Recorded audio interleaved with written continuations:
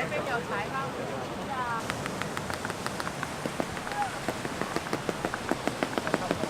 make use of this sandcastle as a team building event.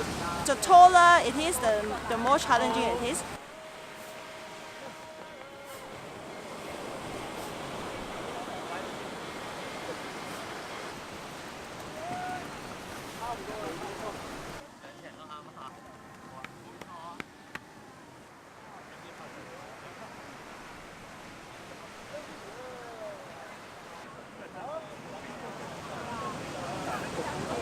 I brought my son here.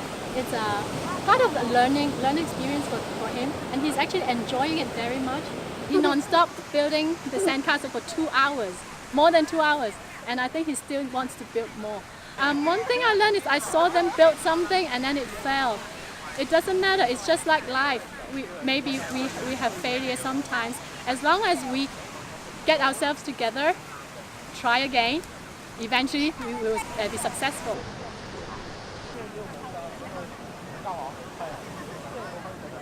It takes some effort to make it happen, and then it's a team effort. So when we build something like this really big, and then the team celebrate for their success.